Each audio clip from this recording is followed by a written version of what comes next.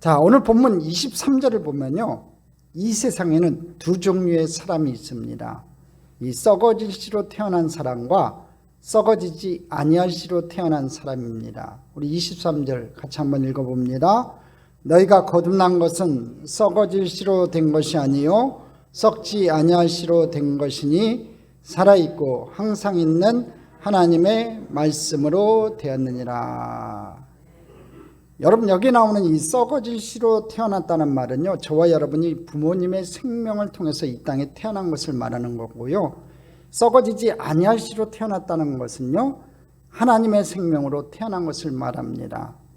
우리는 부모님의 생명을 통해서 이 땅에 태어난 사람들입니다. 그런데 불행하게도 이 부모님의 생명을 통해서 이 땅에 태어난 우리는요, 썩어질 씨로 이 땅에 태어났습니다. 이 썩어질 씨로 태어났다는 말은요, 죄와 죽음의 법 아래 있는 생명으로 태어났다는 것을 말합니다. 무슨 얘기냐면 누구나 다 죽는다는 겁니다. 좀 더 구체적으로 말씀드리면 이 아담의 타락 이후에 부모님을 통해서 물려받은 우리의 옛 생명은요, 온갖 죄성을 가지고 있고 영적으로 이미 죽어 있고 육체적으로는 죽을 수밖에 없는 생명으로 태어났음을 말합니다. 여러분, 아담 이후로 태어난 모든 인간은요, 흙으로 와서 흙으로 돌아가게 되어 있습니다.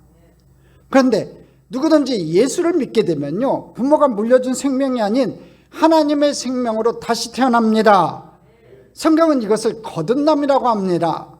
그럼 우리가 무엇으로 다시 거듭나게 됩니까? 오늘 본문에 보면 썩어지지 아니할 씨로 거듭나게 된다고 말합니다. 우리가 예수를 믿게 될 때 성령님은 썩어지지 아니할 씨로 저와 여러분을 다시 태어나게 하십니다.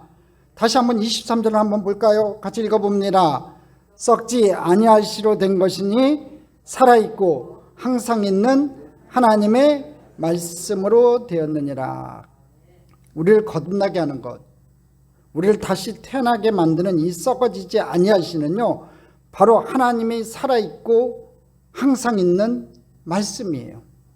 그러니까 저와 여러분은 썩어지지 아니할 씨인 하나님의 말씀과 성령으로 다시 태어나게 됐다는 겁니다. 아버지 정자와 어머니 난자가 결합함으로 우리가 이 세상에 태어났듯이 우리가 예수를 믿을 때 하나님의 말씀과 성령으로 우리가 다시 태어나게 됐다는 겁니다. 인간이 태어나기 위해서 아버지와 어머니가 있어야 하듯이 우리가 거듭나기 위해서는요, 성령과 이 하나님의 말씀이 필요하다는 겁니다. 자, 그렇다면 이 시간 먼저 우리가 생각해 볼 내용이 있습니다. 첫 번째, 썩지 아니할 씨인 이 하나님의 말씀에 대해서 좀 살펴보고자 합니다. 우리를 거듭나게 한 이 썩지 아니할 씨인 하나님의 말씀은요, 두 가지 특성을 가지고 있습니다. 첫째로 살아있습니다. 한번 따라하겠습니다.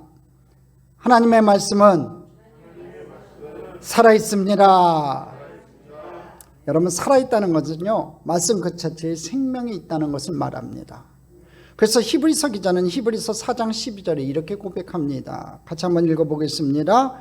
하나님의 말씀은 살아있고 활력이 있어 좌우의 날선 어떤 검보다도 예리하여 혼과 영과 및 관절과 골수를 찔러 쪼개기까지 하며 또 마음의 생각과 뜻을 판단하나니. 맞는 것 같아요. 이 하나님 말씀은요, 생명력이 있어요. 능력이 있어요. 좌우의 날선 어떤 것보다 예리해가지고요, 우리 마음을 쪼개요. 여러분, 사람 마음은요, 세상에 아무리 날카로운 칼로도요, 쪼갤 수가 없어요. 사람 마음 돌이키기가 쉽지가 않아요. 근데 그 마음이요, 하나님의 말씀이 들어가면요, 쪼개질 수밖에 없어요. 이 하나님의 말씀은 살아있습니다. 하나님의 말씀은 오늘도 살아 역사합니다. 말씀이 살아 역사하기 때문에 말씀을 들을 때 그 말씀이 비수처럼 내 마음을 찌르게 합니다. 또 말씀을 들을 때 심령이 뜨거워지기도 하고요, 말씀을 들을 때 숨겨진 죄악들이 드러나기도 하고요, 말씀을 들을 때 그 말씀에 사로잡기도 하는 겁니다. 사랑하는 성도 여러분, 꼭 명심하십시오. 하나님의 말씀은 살아있습니다. 그렇기 때문에 지금도 하나님의 말씀이 선포되는 곳에는요, 죽은 영혼이 살아나고요, 치유가 일어나고요, 회복되는 역사가 일어납니다. 여러분, 에스겔서 37장을 한번 보면요, 이 에스겔 골짜기에 마른 뼈들이 나와요. 그런데 선지자가 하나님의 말씀을 대언할 때 어떤 일이 일어났습니까? 그 뼈들이 움직이지만 마침내 살아있는 하나님의 큰 군대가 되었어요. 여러분, 하나님 말씀은, 여기 성경에 기록된 이 하나님 말씀은 4,000년 전 또는 2,000년 전에 기록된 말씀입니다. 그런데 왜 이 말씀이 지금 이 시간 저와 여러분에게 우리 가운데 살아 역사하고 있을까요? 왜 살아서 역사하고 있을까요? 4,000년 전에, 2,000년 전에 기록된 이 말씀인데 이 말씀이 왜 우리에게 살아 역사할까요? 그 이유는 말씀하신 그 하나님이 지금도 살아계시기 때문에 그렇습니다. 그렇습니다. 말씀하신 하나님이 살아계신 한 하나님의 말씀도 영원토록 살아 역사할 줄 믿습니다. 그 살아 역사하시는 그 하나님의 말씀이 여러분에게 생명의 말씀으로 다가가기를 주님의 이름으로 축원합니다. 두 번째, 이 하나님의 말씀은요 항상 있어요. 한번 따라하겠습니다. 하나님의 말씀은 항상 있습니다. 그래요. 하나님 말씀은요 살아있을 뿐만 아니라 항상 있는 말씀이에요. 하나님의 말씀은 영원합니다. 그러나 이 땅에 눈에 보이는 것들은 영원하지 않아요. 24절에 보면요 그 내용이 정확하게 기술되어 있어요. 우리 24절을 다 같이 한번 읽어봅니다. 그러므로 모든 육체는 풀과 같고 그 모든 영광은 풀의 꽃과 같으니 풀은 마르고 꽃은 떨어지되.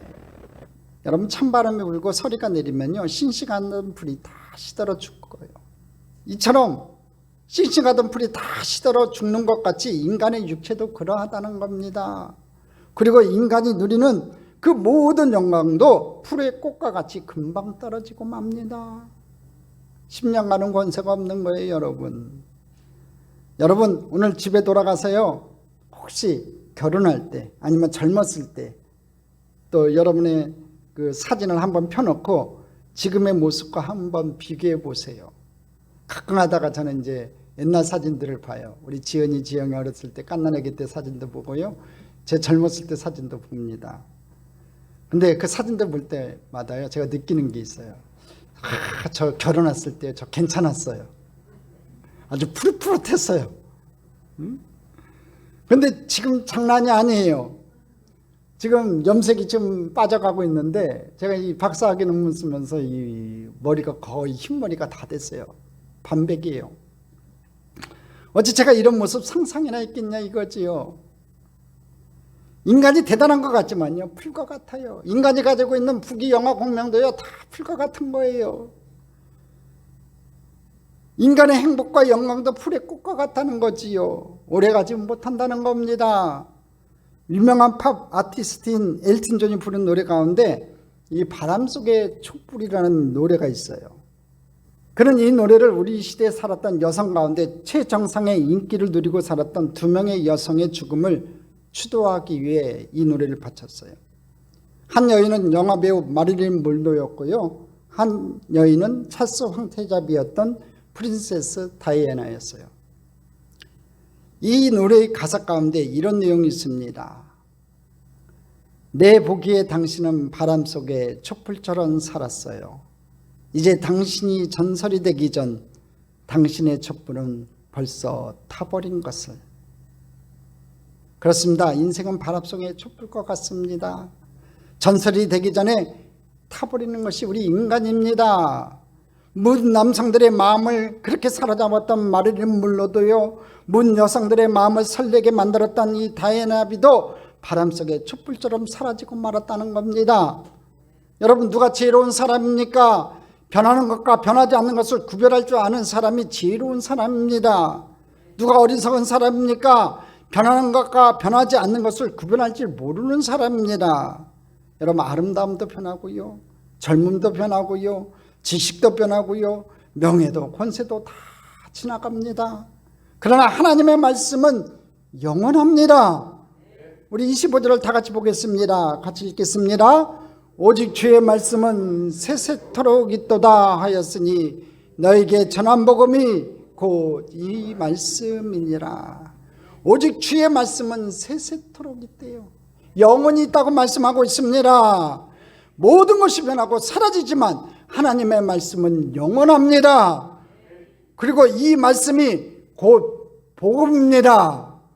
오늘 이 말씀을 받아들이셔서 그 복음의 잔치에 참여하는 저와 여러분 되기를 주님의 이름으로 축원합니다. 이제 생각할 것이 있습니다. 하나님 말씀이 항상 있고 영원하다면요, 이제 저와 여러분이 어떻게 해야 되냐면요, 거듭난 자, 저와 여러분이 거듭난 자니까 자라가야 됩니다. 두 번째로 거듭난 자요, 자라가라에 대해서 한번 살펴보겠습니다. 이렇게 썩지 않냐 말씀과 성령으로 거듭난 자는 여러분 어떻게 살아야 합니까? 2장 2절을 한번 보겠습니다. 너희로 구원에 이르도록 자라게 하려 함이라. 저와 여러분이 구원에 이르도록 자라가야 된다는 겁니다. 자라가야 됩니다. 성장해야 합니다. 하나님의 생명으로 거듭난 성도는요, 이제 자라가야 됩니다. 매일같이 자라가야 돼요. 장성한 분량까지 자라가야 돼요. 여러분, 생명의 특징은요, 자람에 있어요. 우리가 예수 그리스도를 영접한 순간에요, 생명의 씨앗이 우리 안에 들어온 거예요. 생명의 씨앗이 이 안에 심어졌으면요, 이 씨앗이 자라나야 돼요. 여러분, 생명의 특징은 자람에 있다는 겁니다. 여러분, 자녀를 키워보신 우리 부모님은 너무나 잘 알 겁니다. 아이들이 커가는 모습을 바라보는 것처럼 큰 기쁨 없어요. 엄마의 손을 붙잡고 다니던 자식이 어느덧 성장해서 엄마가 입는 옷을 함께 입게 되고요, 아빠가 신는 신발보다 더 큰 신발을 신게 될 때 부모님 마음 얼마나 기쁜지 모릅니다. 반대로 이 성장판이 문제가 생겼다든지 성장 호르몬이 분비가 되지 않아서 문제가 생겼다든지 여러 가지 질병으로 인해서 자녀가 자라지 못할 때 그것을 바라보는 부모의 마음은 얼마나 아프고 괴로운지 모릅니다. 여러분, 우리를 향한 이 하나님 아버지 마음이 바로 그렇다는 겁니다. 하나님 아버지는 저와 여러분이 주님 앞에 서는 그날까지 계속적으로 성장하기를 원한다는 겁니다. 저와 여러분 예수 그리스도를 구세주를 영접한 그 순간부터 주님 앞에 서는 그날까지, 구원을 완성하는 그날까지 저와 여러분의 믿음이 자라가기를 원한다는 겁니다. 저와 여러분이 영적으로 성장할 때 그 모습을 바라보시면서 얼마나 기뻐하시는지 모릅니다. 하나님이 이러시다는 거예요. 저도 목회라서 가장 기쁠 때가 언제냐면요, 이 성도들이 믿음이 성장할 때, 힘들고 어려운 과정들을 통해서 여러분이 그 어려운 과정들을 믿음으로 이겨나가면서, 기도로서 이겨나가면서 믿음이 성장한 모습을 볼 때 목회자로서 참 기쁩니다. 근데 하나님은 얼마나 더 기쁘겠냐 이거지요. 그런데 성장에 대해서 별로 관심이 없는 성도들이 많아요. 아니, 성장을 멈춰버린 성도들이 너무나 많이 있어요. 여러분, 성장을 멈춘다는 것은 좋은 것이 아니라는 겁니다.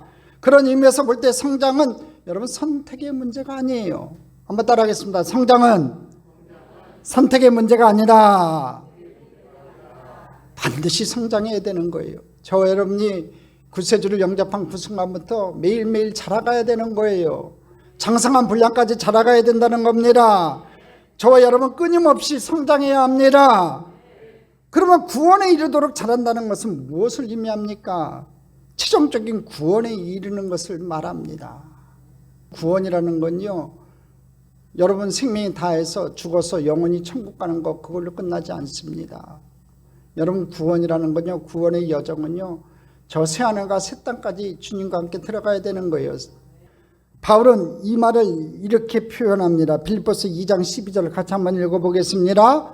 그러므로 나의 사랑하는 자들아, 너희가 나 있을 때뿐 아니라 더욱 지금 나 없을 때에도 항상 복종하여 두렵과 떨림으로 너희 구원을 이루라.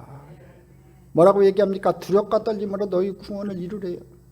우리가 구원을 이루기 위해서 우리 믿음이 성장해야 되고 말씀으로 우리가 성장해 가야 된다는 겁니다. 그래요, 우리 하나님의 생명으로 거듭난 성도는요, 이제 두렵과 떨림으로 자신의 구원을 이루어 가야 됩니다. 그리스도의 장성한 분량까지 자라가야 된다는 거지요. 그러면 구원에 이르도록 자라기 위해서는 우리가 어떻게 해야 합니까? 가만히 있는다고 성장하는 것이 아닙니다. 자라기 위해서는 내가 해야 할 일이 있다는 겁니다. 그것이 무엇입니까? 세 번째로 영적인 쓰레기들을 버려야 합니다. 한번 따라합시다. 영적인 쓰레기들을 버리자. 여러분, 말씀 우리가 자라기 위해서는요, 성장하기 위해서는, 구원에 이르기 위해서는 이 영적인 쓰레기들을 버려야 돼요. 오늘 본문 말씀 베드로전서 2장 1절 같이 한번 읽어보겠습니다. 그러므로 모든 악독과 모든 기만과 외식과 시기와 모든 비방하는 말을 버리고. 자, 여기 버리고라는 말, 이 버린다는 것은요, 벗어 던지다, 집어치우다라는 뜻입니다. 버릴 것을 버려야 여러분 성장합니다. 성장하려면요, 특별히 이 영적인 쓰레기들을 과감히 벗어버려야 됩니다. 벗을까 말까, 벗을까 말까 하면 안 돼요. 이 영적인 쓰레기들이 있어요. 이것들은 과감히 버려야 돼요. 그럼 구체적으로 우리가 버려야 할 영적인 쓰레기들이 무엇인지 한번 살펴봅니다. 첫 번째, 모든 악독이에요. 한번 따라합시다. 모든 악독을 버리자. 다른 사람을 해치려고 하는 모든 악한 생각과 행동을 말합니다. 이것은 하나님 없는 자의 태도예요. 여러분, 우리가 예수 그리스도를 믿으면요, 이 악독한 마음을 버려야 돼요. 다른 사람을 해치려고 하는 모든 악한 생각과 여러분 행동이에요. 여러분, 생각한 것이 행동으로 옮겨져서는 안 돼요. 생각도 하면 안 돼요. 나쁜 생각은 해서는 안 돼요. 남을 죽이려 해서는 안 돼요. 여러분이 헤아리는 그 헤아림은 여러분이 헤아림을 받는다는 겁니다. 근데 세상에 약한 사람들이 있어요. 남 죽이려고 하는 사람들이 있다는 거지요. 그런 사람들은요, 하나님이 없는 자의 태도예요. 생명이 없는 사람들이에요. 여러분, 절대로 그래서는 안 돼요.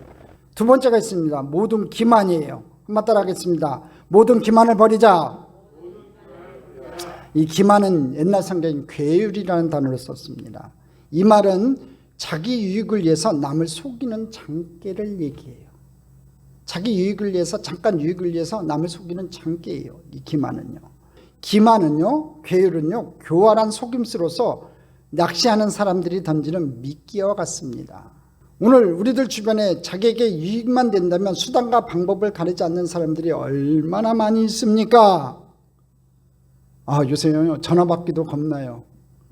전화 걸어가지고요, 막 사기를 쳐요. 저번에 한번 저한테 그런 전화가 왔어요. 애끼 이 사람아, 그랬더니 전화를 딱 끊더라고요. 참 세상이 악해지는 것 같아요. 여러분이 그렇게 사서는 안 돼요. 우리가 하나님의 백성이기 때문에 우리 안에 남아있는 육적인 잔재인 이 모든 기만을 버리시기를 주님의 이름으로 축원합니다. 외식이 있습니다. 세 번째, 외식을 버리자. 이제 외식이라는 말은요, 밖에서 먹는 외식이 아니에요. 외식이란 말은요, 본래 이 뜻이 뭐냐면 무대 위의 배우를 가리키는 말이었어요. 두 얼굴을 가지고 살아가는 모습을 말합니다. 겉과 속이 다른 사람을 말합니다. 예수님은요, 서기관들과 바리새인들을 책망하실 때 회칠한 무덤이라고 그들의 외식, 그럴듯하게 보여지는 그 모습들을 책망하셨어요. 회칠한 무덤이라고 했어요. 오늘 우리 그리스도인들이 믿지 않는 사람들에게 비난을 받는 원인도 여기 있다는 거지요. 많이 이제 손가락질 받는 원인도 여기 있다는 거예요. 진정으로 그리스도인이라면은, 하나님을 믿는 주의 백성들이라면은 이 겉과 속이 달라서는 안 돼요. 척해서는 안 돼요. 여러분, 진정으로 하나님의 사람으로 거룩하게 살아가기를 주님의 이름으로 축원합니다. 외식하는 자는요, 남이 볼 때와 보지 않을 때의 행동이 달라요. 인정해 줄 때와 인정해 주지 않을 때의 태도가 달라요. 상대방의 위치와 배경의 영향에 따라 각기 다른 모습을 보입니다. 이 외식하는 자는요, 하나님보다 사람을 더 의식해요. 하나님의 사람으로서 외식하지 않는 저와 여러분 되기를 간절히 축원합니다. 네 번째, 시기가 있습니다. 한번 따라하겠습니다. 시기하지 말자. 시기는요, 남이 잘 되는 것을 배아파하는 마음입니다. 남이 잘 되면 칭찬해주고 격려해주고 더 잘 되라고 해줘야 되는데 남이 잘 되는 거 못 봅니다. 타인의 행복을 원치 아니하는 악한 마음입니다. 특별히 한국 사람들은 이 시기 질투가 너무 많아요. 사촌이 땅을 쓰면 왜 배가 아픕니까? 사촌이면 굉장히 가까운 순서 아닙니까? 근데 사촌이 땅을 쓰면 왜 배가 아프냐고요. 남이 잘 되는 거 보고 칭찬해주고 격려해줄 수 있는 저와 여러분이 되어야 됩니다. 우리나라에서는 고급 음식으로 들어가는 이 바닷게, 이 랍스터가 있습니다. 랍스터 이야기를 좀 하겠습니다. 여러분, 이 랍스터는요, 잘 기어오를 수 있어서요, 통에 넣어놔도요, 얼마든지 통 밖으로 기어나와 바다로 돌아갈 수 있다고 합니다. 근데 이 어부는요, 랍스터를 잡은 다음 통 속에 집어넣고 돌아보지도 않고 계속적으로 잡는 일만 계속합니다. 그럼 통에서 랍스터가 기어나와가지고 도망갈 수 있잖아요. 근데요, 절대로 이 납스타가 결코 도망가지 못한다는 것을 여부들은 잘 알고 있습니다. 납스타는 충분히 자기 힘으로 기어 나올 수 있지만요, 또 다른 납스타들이 물고 늘어지는 습성이 있기 때문에 절대로 도망을 못 간다는 겁니다. 한 납스타가 기어 올라가면요, 또 다른 납스타가 팍 물고 늘어지는 거예요. 또 올라가면 끌어당기고 올라가면 또 끌어당기고. 그래서 결국 통 속에는요, 이 납스타는요, 한 마리도 바다에 돌아가지 못하고 사람들이 식탁에 올려지게 되는 겁니다. 시기는 납스타와 같아요. 여러분 절대로 남 잘 되는 거 보고 시기하지 마시고 격려해 주시고 축복해 주시기를 바랍니다. 다섯 번째, 모든 비방하는 말입니다. 한번 따라가겠습니다. 비방하지 말자. 여러분, 비방하는 말은요, 다른 사람의 명예를 손상시키는 악담을 말해요. 특별히 이 비방을 할 때는요, 거짓말을 곁들여요. 양념치듯이. 그래가지고 비방을 해요. 성경에 보면요, 거짓말하는 자는요, 마귀의 자식이라고 했어요. 그러니까 마귀가 확가닥 하는 거예요. 마음을 휘어잡아가지고요, 미워하는 마음을 줘가지고요, 여러분 비방하는 말을 하게 만들어요. 거짓말로요. 그래서 다른 사람의 명예를요, 깎아내려요. 참 희한해요. 이 교회 안에서 특별히 이 비방하는 말들이 많이 생길 때가 있어요. 자기하고 다 다르잖아요. 여러분, 부부간에도 다르고요, 부모 자식 간에도 다르고 다 달라요. 근데 우리가 공동체로 주의 사랑의 십자가 안에 모였긴 했지만 서로 다르단 말이에요.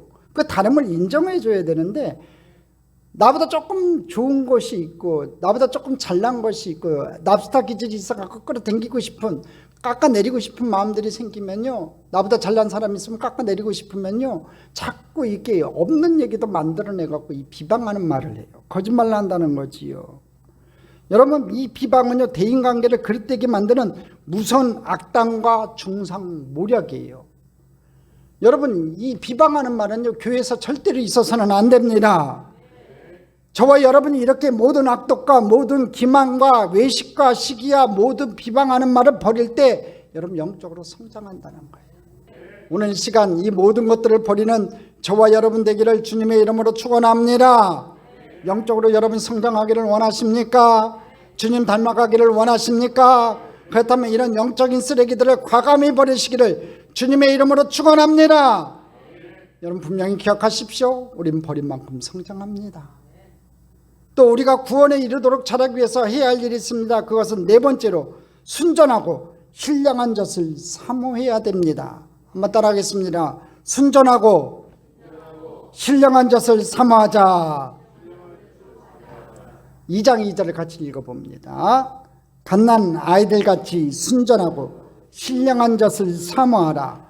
이는 그로 말미암아 너희로 구원에 이르도록 자라게 하려 함이라.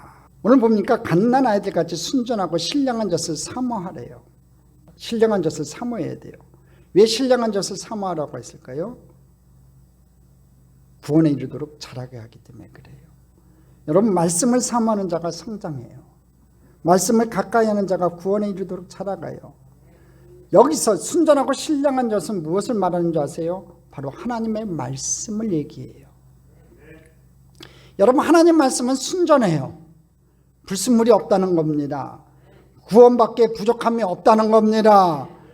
그러므로 이 말씀을 여러분 절대로 가감해서는 안 돼요. 자칭 예수가 돼가지고 말씀을 늘리거나 줄이거나 해서는 안 돼요. 그 말씀 그대로 받아들이시기를 간절히 소망합니다. 근데 이 말씀을 어떻게 사모하라고 오늘 성경이 얘기합니까? 갓난 아이들같이 사모하래요. 한번 2절을 다시 한번 읽어보겠습니다. 갓난 아이들같이 순전하고 신령한 젖을 사모하라. 자, 신령한 젖이 하나님 말씀이랬으니까 하나님 말씀을 사모하라는 거예요. 근데 갓난 아이들같이 사모하래요. 아이가 태어나면요, 엄마의 젖이 나오기 시작해요. 희한하게 이 제왕절개를 해서 나와도 신기하게 엄마의 젖이 나옵니다. 그리고 누가 가르쳐 주지도 않았는데 이 갓난 아이는요, 젖을 찾아가지고 빨아먹어요. 하나님께서 그렇게 지으신 거지요. 눈도 제대로 못 뜨는 애가요, 엄마의 젖은 알아가지고 그 젖을 찾아갖고 빨아먹습니다. 갓난아기는 젖을 먹어야 자랄 수 있기 때문에 젖을 사모합니다. 배가 고프면요, 갓난아기는요 가만히 있지를 못합니다. 엄마의 사정 조금도 봐주지 않습니다. 배가 고프면 지하철에서도 앙앙 울어댑니다. 젖 먹는 아기들이 가장 좋아하는 역이요, 서울에 가면 지하철 4호선에 수유역이 있어요. 수유역. 젖 먹는 아기들이 가장 좋아하는 역이 수유역이래요. 근데 배가 고프면 이 수유역에서도 엉엉 울어댑니다. 예배 시간에도 울어댑니다.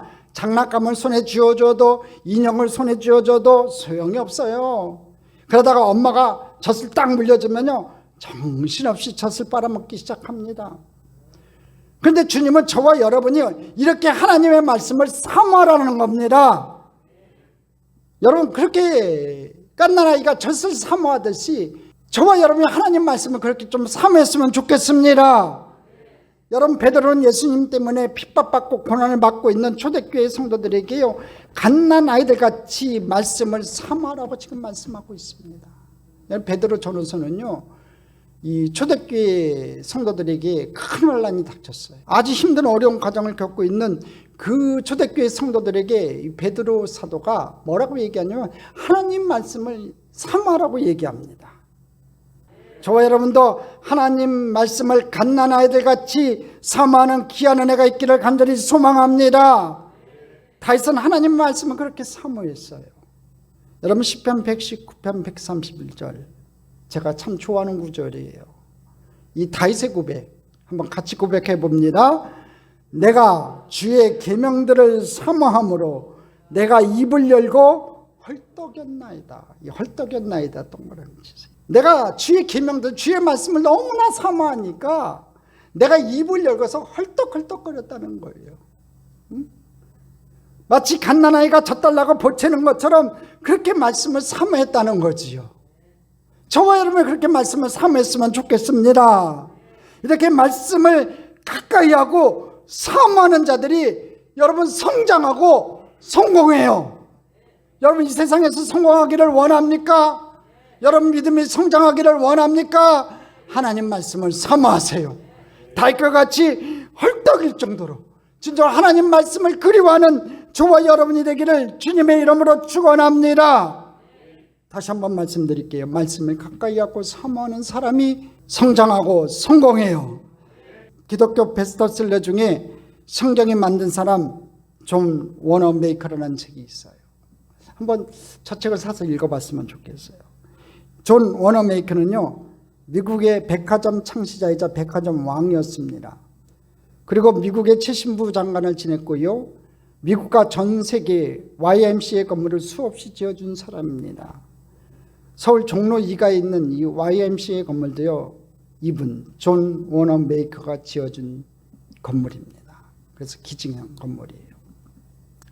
존이 이 84세 때 사학가로서 60년을 맞은 기념행사에 한 기자가 이런 질문을 던집니다. 회장님, 지금까지 투자한 것 중에서 가장 성공한 투자는 무엇이었습니까? 이 질문에 존 워너메이커는 이렇게 대답합니다. 내가 건물을 산 겁니다. 내가 증권에 투자한 겁니다. 내가 부동산에 투자한 겁니다. 이렇게 얘기를 안 해요. 존 워너메이커는 이렇게 얘기합니다. 내가 10살 때 최고의 투자를 한 적이 있었습니다.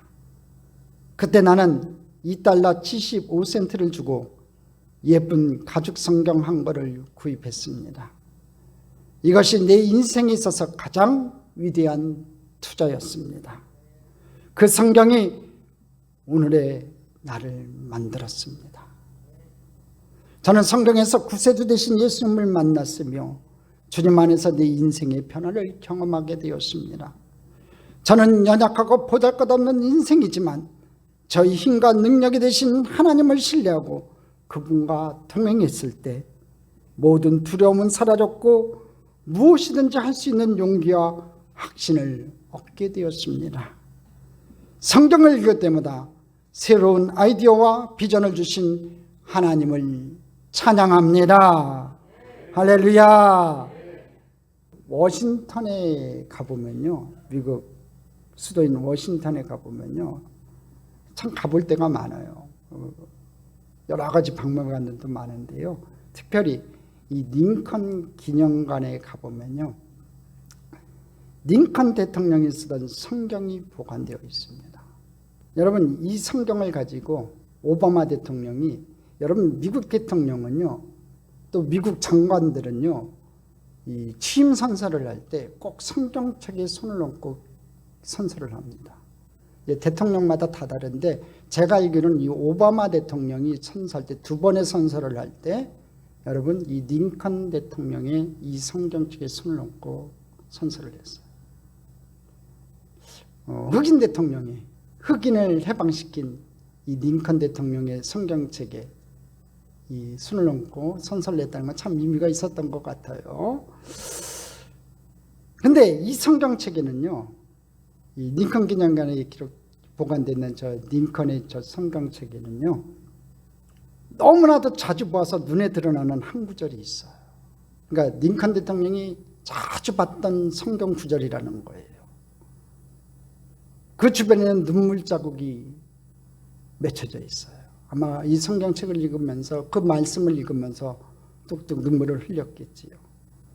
그리고 단어마다, 한 단어마다 손가락으로 눌러 생긴 손때 묻은 자국들이 있어요. 그 구절이 바로 시편 34편 4절 말씀이에요. 같이 한번 읽어보겠습니다. 내가 야훼께 간구하매 내게 응답하시고 내 모든 두려움에서 나를 건지셨도다. 우리가 잘 아는 대로 링컨은 살아면서 많은 심패를 겪었던 사람입니다. 그런 대통령이 되고 나서도 남북전쟁을 비롯해서 얼마나 어려운 일이 많아서 그렇겠습니까? 진짜 힘든 고비고비를 겪었던 대통령이었습니다. 그럴 때마다 그는 시편 34편 4절의 말씀을 붙들고 하나님께 기도하면서 모든 어려움을 극복할 수 있었다는 겁니다. 내가 야훼께 간구하매 내게 응답하시고 내 모든 두려움에서 나를 건지셨도다. 그 하나님이 여러분의 하나님 되기를 주님의 이름으로 축원합니다. 링컨이 9살 되던 해 그의 어머니 낸시는 세상을 떠났습니다. 신앙심이 깊었던 낸시는 사랑하는 아들 링컨에게 마지막으로 이렇게 당부합니다. 내 사랑하는 아들아, 나는 내가 부자가 되는 것보다, 위인이 되는 것보다 성경 읽기를 즐기는 사람이 되기를 바란다. 사랑하는 아들아, 부디 매일 성경을 읽도록 하여라. 그리고 내가 앞으로 살아가는 동안에 삶의 위기가 닥칠 때는 더욱 열심히 성경을 읽도록 하여라. 이것이 내가 너에게 마지막으로 부탁하는 말이다. 여러분, 링컨은 학교 교육 제대로 받지 못했습니다. 그러나 그는 어머니의 유언을 따라 어릴 때부터 성경을 부지런히 읽었습니다. 하나님의 말씀은 그의 삶 속에 살아 역사하면서 그를 붙들어 주었습니다. 인도해 주었습니다. 하나님의 그 말씀이 그를 역사적으로 위대한 인물로 만들었습니다. 여러분, 미국 사람들이요, 역대 대통령에서 가장 존경하는 대통령 불의의 1위가 링컨 대통령이에요. 그 위대한 대통령 링컨을 만든 건요, 하나님의 말씀이었습니다. 여러분 자녀들에게도 이 말씀을 주시기를 바랍니다. 생명의 말씀을 주시기를 바랍니다. 어릴 때부터 이 말씀과 가까이 하는 훈련을 시키기를 바랍니다. 그럴 때 나중에 링컨과 같이 하나님 앞에 위대하게 쓰임받는 믿음의 사람들이 될 줄 믿습니다. 무지 선생님은 이런 말씀했습니다. 더티 바이블, 클린 크리스찬, 클린 바이블, 더티 크리스찬. 성경이 손때가 묻고 해질 정도로 성경을 많이 보는 사람은 깨끗한 크리스찬이고, 성경이 깨끗한 사람은 더러운 크리스찬이라는 말을 했어요. 그만큼 성경이 더럽혀져 있는 사람은요, 그 사람이 깨끗하다는 겁니다. 반대로 성경을 모셔두고 읽지 않아서 깨끗한 채로 남아있는 사람은 그 사람이 깨끗하지 못하다는 겁니다. 오늘 여러분의 성경책은 어떻습니까? 여러분, 거듭난 하나님의 사람은요, 말씀을 먹어야 살 수 있습니다. 그런데 영혼의 양식은, 이 양식인 말씀을 먹지도 않고 살아가는 성도들이 너무나 많이 있다는 겁니다. 육의 양식은 잘 먹는데 영혼의 양식인 이 하나님의 말씀을 먹지도 않고 살아가는 성도들이 진짜 많아요. 여러분, 새는 먹지 않고 9일을 산다고 합니다. 개는 먹지 않고 20일을 살 수 있다고 합니다. 거북이는 먹지 않고 자그마치 500일을 살 수 있다고 합니다. 여러분, 뱀은요 800일 동안 먹지 않고도 살 수 있다고 합니다. 그런데 성도들 중에 이 새 같은 신자들이 있어요. 아니, 거북이 같은 신자들이 있습니다. 아니, 뱀과 같이 800일 동안 신령한 젖을 먹지 않고도 사는 사람들이 있습니다. 여러분, 하나님 말씀을 즐거워하고 하나님 말씀과 가까이 가시기를 바랍니다. 그럴 때 하나님께서 축복해 주시고 은혜를 베풀어 주시고 인도해 주시고 형통케 해 주실 줄 믿습니다. 그럼 누가 하나님 말씀을 더 사모합니까? 2장 3절을 보면요, 주의 인자하심을 맛본 사람들이에요. 2장 3절 한번 읽어보겠습니다. 너희가 주의 인자하심을 맛봤으면 그리하래요. 베드로는 너희가 이미 주의 인자하심을 맛봤기 때문에 더욱 신령한 젖을 사모하라고 말씀하고 있어요. 그러니까 하나님 말씀을 사모하라고 말씀하고 있어요. 그렇다면 저와 여러분은 이미 예수를 영접함으로 구원을 맛본 사람들이고 성령께서 주시는 은사를 맛본 사람들이에요. 그렇기 때문에 더욱 하나님의 말씀을 사모해야 돼요. 베드로 사도 말씀대로 주의 인자하심을 맛봤잖아요. 은혜를 체험했잖아요. 구원을 체험한 사람들이고 성령님께서 주시는 은사들을 체험한 사람들이에요. 그렇기 때문에 더욱 하나님 말씀을 사모해야 돼요. 베드로 사도의 말씀대로 한다면은, 이 베드로 사도의 말씀대로 한다면요, 누가 하나님 말씀을 그토록 사모해야 되냐면은 주의 선하심을 맛보고 주의 인자하심을 맛본 사람들이에요. 저와 여러분이 그렇잖아요. 그러니까 더욱 하나님 말씀을 사모해야 돼요. 다른 말로 하면 하나님을 체험한 사람들이, 하나님의 능력을 경험한 사람들이, 기도의 응답을 경험한 사람들이 하나님의 말씀을 더욱 사모하게 되어 있다는 거예요. 이 베드로 사도의 말씀대로 한다면은. 그러니까 아무리 많은 체험을 하였다 할지라도 오늘 하나님의 말씀을 사모하지 않고 가까이 하지 않는다면 그 체험은 문제가 있다는 거예요. 여러분이 방언을 얘기하고 여러분이 성령 충만하다고 하고 기도를 열심히 한다고 할지 모르지만 하나님 말씀을 가까이 하지 않는다면은 문제가 있다는 거예요. 여러분 신앙에 뭔가 문제가 있다는 거지요. 그래서 늘 얘기하잖아요. 제가 여러분에게 꼭 말씀하잖아요. 신앙, 믿음은요 말씀과 기도가 양대 기둥이라고요. 할렐루야. 절대로 한쪽에 치우쳐져서는 안 돼요. 오늘 여러분 이 말씀을 붙잡고 나아가고 기도를 붙잡고 나아가는 저와 여러분 되기를 주님의 이름으로 축원합니다. 저는 우리 참정교회 모든 성도님들이 하나님 말씀도 체험하고요, 하나님의 기적도 좀 체험하고요, 기도 응답을 좀 경험해가지고 더욱더 하나님 말씀을 사모하는 성도님들이 되시기를 간절히 소망합니다. 여러분, 저와 여러분요 썩어지지 아니할수록 거듭난 사람들이에요. 그렇다면 이제 우리는 자라나야 합니다. 성장해야 합니다. 왜냐하면 성장은 하나님의 뜻이기 때문에 그렇습니다. 여러분, 성장하기 위해서는 어떻게 해야 된다고 했습니까? 첫째, 영적인 쓰레기들을 버려야 되고요. 두 번째, 갓난아이들처럼 말씀을 사모해야 돼요.